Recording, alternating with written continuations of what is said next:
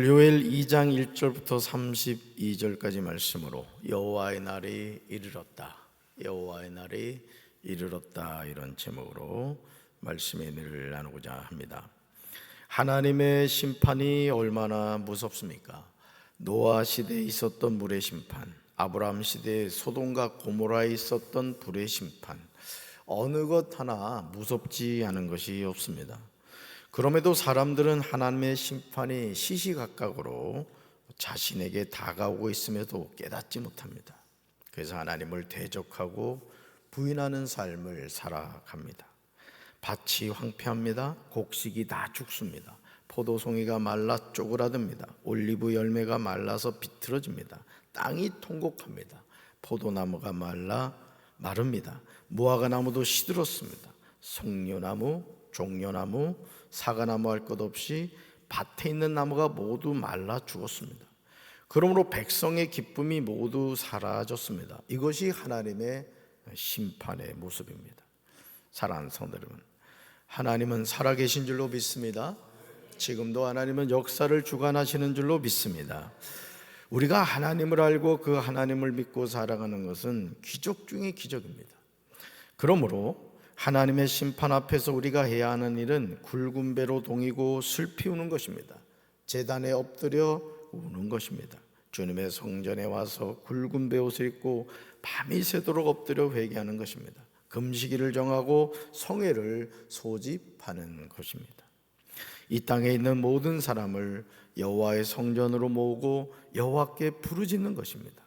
요엘 2장은 임박한 재앙과 하나님의 구원에 관한 내용입니다. 요엘은 1절에서 이렇게 외치고 있죠. 우리 세 번역으로 같이 읽습니다. 너희는 시온에서 뿔나파를 불어라. 하나님의 거룩한 산에서 경보를 울려라. 유다 땅에 사는 백성아 모두 떨어라. 주님의 날이 오고 있다. 그 날이 다가오고 있다. 아멘. 선지자 요엘은 메뚜기 재앙이 가져다주는 재앙의 공포가 채 가시기도 전에 장차 도래할 여호와의 날을 말하며 징계의 심각성을 실감하게 합니다. 요엘이 이처럼 강렬하게 하나님의 재앙을 전하는 이유는 백성들의 마음에 충격을 주고 더 이상 안일에 빠지지 않도록 하기 위한 것입니다. 주님의 날이 오고 있습니다. 그 날이 다가오고 있습니다. 그런데 그날은 우리가 생각하는 것과 같지 않습니다. 요엘 2장 2절에서 이렇게 전하고 있죠. 말씀 같이 읽습니다. 그날은 캄캄하고 어두운 날, 먹구름과 어둠에 뒤덮이는 날이다. 셀 수 없이 많고 강한 메뚜기 군대가 온다.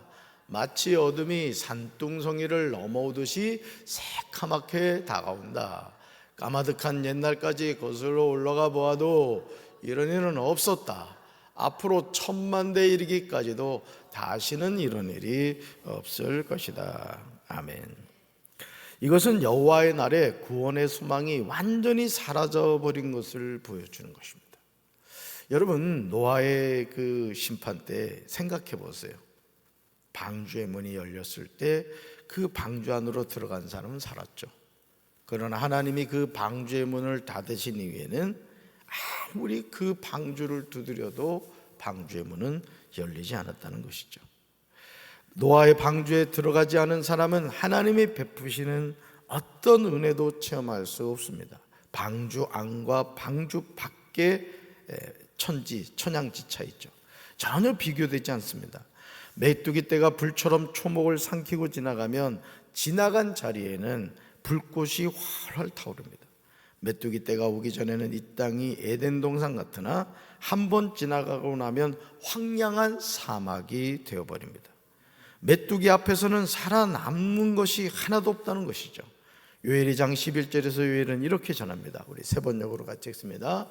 주님께서 큰 음성으로 당신의 군대를 지휘하신다. 병력은 헤아릴 수 없이 많고 명령을 따르는 군대는 막강하다. 주님의 날은 놀라운 날, 가장 무서운 날이다. 누가 감히 그 날을 견뎌낼까? 아멘. 사랑하는 성도 여러분, 재림하실 예수님은 산자와 죽은 자를 심판하러 오시는 줄로 믿습니다. 초림 예수님은 죄인을 구원하러 오셨지만 재림 예수님은 심판주로 오십니다. 여호와의 날은 크고 심히 두렵습니다. 이 세상에서 그 날을 견뎌낼 사람은 아무도 없습니다. 그렇다면 여호와의 날을 어떻게 대비해야 할까요? 주님의 날은 놀라운 날이고 가장 무서운 날이라고 했습니다. 우리가 어떻게 해야 이 날을 대비할 수 있을까요? 요엘 2장 12절에서 여호와께서 우리에게 그 방법을 알려주십니다. 여호와의 날은 이렇게 대비해라. 우리 12절 같이 읽습니다. 이제라도 금식하고 울며 애통하고 마음을 다하여 내게로 돌아오라 하셨나니. 아멘. 여호와의 날 앞에서 죄인인 우리가 해야 할 일이 뭐라고요? 이제라도 뭐하며? 금식하고 울며 애통하고 마음을 다하여 누구한테로 돌아오라고요? 하나님에게로 돌아오는 거예요. 하나님에게. 우리가 이 말씀에 순종해야 될 줄로 믿습니다. 회개하고 돌아오면 살게 되는 거예요. 그래서 예수님이 이 땅에 오셔서 전하신 복음이 뭐예요? 회개하라, 천국이 가까이 왔다는 거예요. 그래서 교회 다니면서도 매일매일 회개해야 되는 거예요. 매일매일. 얼굴을 씻을 때마다 나의 뭐도 씻어달라고 기도하라고요? 나의 죄도 씻어주십시오. 주님의 보혈로 나의 죄를 씻어주십시오. 우리가 그렇게 기도해야 되는 거예요. 할렐루야. 회개하고 돌아오면 살게 되죠. 이어지는 요엘 2장 13절에서 하나님은 우리에게 진정으로 원하시는 것이 무엇인가를 말씀하고 있어요. 하나님이 우리에게 정말 원하시는 게 뭔가? 말씀 같이 봅니다. 그러므로 너희는 옷을 찢을 것이 아니라 너희 마음을 찢고 너희 하나님 여호와에게 돌아오라. 그는 은혜롭고 자비로우시며 좀처럼 화를 내지 않으시고 사랑이 많으셔서 보라는 것을 마음 아프게 여기시는 분이다. 아멘. 사랑하는 성도 여러분, 너희는 이제라도 내게로 돌아오라고 말씀하시는 하나님이 하시는 말씀을 청종하시기 바라요. 우리는 회개의 의미로 옷을 찢을 것이 아니라 우리의 뭘 찢고? 마음을 찢고 우리 하나님 여호와께로 돌아와야 될 줄로 믿습니다. 이것이 사는 길이에요. 나 하나님의 자녀는 하나님께로 돌아가야 되는 거예요. 돌아가고 또 돌아가는 거예요. 하나님만이 저를 살리실 수 있습니다. 하나님만이 우리 가정을 회복시키실 수 있고, 하나님만이 우리 교회를 부흥하게 하실 수 있고, 하나님만이 우리나라를 지켜주실 수 있습니다. 하나님께로 돌아오고 돌아오는 거예요.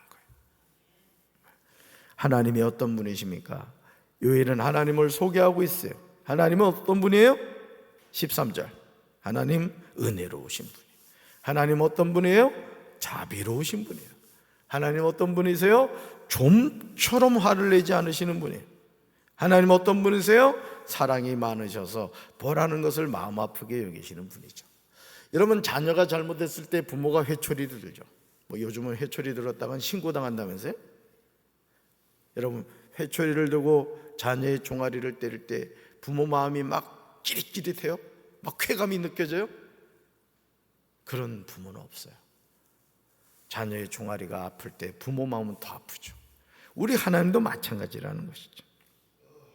그러므로 이제라도 하나님 앞에 금식하고 울며 애통하고 마음을 다하여 하나님에게로 돌아오면 하나님은 뜻을 돌이킬 수 있다고 선지자 요엘은 우리에게 전하고 있어요. 우리 14절 말씀 같이 읽습니다.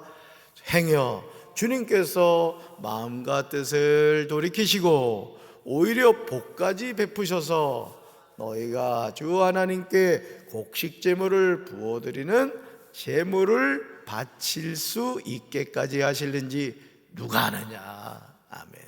행여 주께서 뭘 돌이키시고? 마음과 뜻을 돌이키시고 오히려 복까지 베푸신다는 거예요. 복까지. 너희가 주 하나님께 곡식 제물을 부어드리는 제물을 바칠 수 있게까지 하실는지 누가 아느냐. 우리는 망하는 길을 가면 안 되는 줄로 믿습니다. 사는 길을 가야 돼요. 사는 길. 이번에 이 정치인들이 통일교와 관련돼 가지고 얽힌 분들이 나오죠. 나는 아무 잘못이 없다, 만난 적이 없다. 이재명 대통령이 되고 5급 공무원 시험에 아마 합격한 그 공무원들에게 얘기하면서 그 얘기를 하더라고요. 돈은 막이다. 대통령이 그 얘기를 하시더라고요. 공무원들에게 돈은 막이라는 거예요. 절대 그 청탁이나 부정한 돈을 받지 말라는 거예요. 그러면서 웃으면서 그 얘기를 하더라고요. 대통령이 당신이 공무원으로서 어떤 업체 사장한테 예를 들어서 1,000만 원을 받았다. 그러면 그 사장은 메모를 해놓는다는 거예요. 몇 년, 몇 월, 며칠, 몇 시, 어느 장소에서 어디에다가 돈 1,000만 원을 줘서 김개똥에게 줬다. 그때 표정이 어땠다. 뭐 이런 걸 다 적어놓는다는 거예요. 그러니까 콕 키킨다는 거예요. 그러면서 절대 그 불의한 뇌물이나 이런 걸 받지 말라는 그런 얘기를 한 적이 있었습니다. 여러분, 하나님의 자녀도 마찬가지예요. 이 땅에 길이 많이 있죠. 그러나 사는 길이 있고 죽는 길이 있어요. 신앙생활도 마찬가지예요. 복 받는 길이 있고 복을 받지 못하는 길이 있어요. 저는 이 새벽에 나온 용사들이 다 복 받게 되길 바랍니다. 하나님 주신 복의 길을 걸어가시길 바라요. 복 있는 사람은 악인의 길을 쫓지 않고 죄인의 길에 서지 않고 오만한 자의 자리에 앉지 아니하고 오직 여호와의 율법을 즐거워하여 그 율법을 주야로 묵상하는 자로다. 할렐루야. 우리가 망하는 길을 가면 안 돼요. 사는 길을 가야 돼요. 그렇다면 우리가 어떻게 하면 될까요? 시온에서 뿔나파를 불라는 거예요. 거룩한 금식을 선포하라는 거예요. 성회를 열라는 거예요. 백성을 한데 모으고 회중을 거룩하게 구별하라는 겁니다. 여러분, 이번에 오늘 저녁부터 시작되는 송년 축복 부흥성회, 여러분들 영적 돌파를 하는 시간이 되길 바라요. 주님과의 다시 관계가 회복되길 바라고, 하나님이 주시는 은사를 체험하게 되길 바라고, 우리 정성진 목사님 하나님께서 주시는 주의 종이란 말이에요. 매 시간마다 여러분이 사모하면서 말씀을 들을 때 저도 그렇고 여러분도 그렇고 영적 돌파를 통해서 우리 교회가 새롭게 되는 은혜 시간이 될 줄로 믿습니다. 거룩한 금식 선포, 성회 열고 백성을 한데 모으고 회중을 거룩하게 구별하라는 거예요. 제사장들은 하나님께 울며 기도해야 됩니다. 이렇게 기도해야 돼요. 읽어볼까요? 여호와여, 주의 백성을 불쌍히 여기소서. 주의 기업을 욕되게 하여 나라들로 그들을 관할하지 못하게 하옵소서. 아멘. 여호와여, 주의 백성을 불쌍히 여기소서. 오늘도 우리를 불쌍히 여시는 그 하나님, 나의 하나님이시고, 우리가 성회를 모여 금식하며 부르짖어 기도할 때 하나님이 우리에게 복을 내려 주실 줄로 믿습니다. 우리 인생의 무거운 짐을 해결해 주실 줄로 믿습니다. 그런 은혜를 체험하는 우리 성도들 되기를 주님의 이름으로 축원합니다. 가슴에 손 얹겠습니다. 사랑의 주님, 여호와의 크고 두려운 날이 우리에게 다가오고 있습니다. 이 심판의 때를 우리 힘으로 어떻게 이겨낼 수가 있겠습니까? 우리가 항상 영적으로 깨어있어 하나님의 선한 뜻을 깨닫고 여호와의 날, 심판의 날 앞에 항상 우리가 회개함으로 금식하며 깨어있게 하여 주시옵소서. 예수님 이름으로 간절히 기도합니다. 아멘.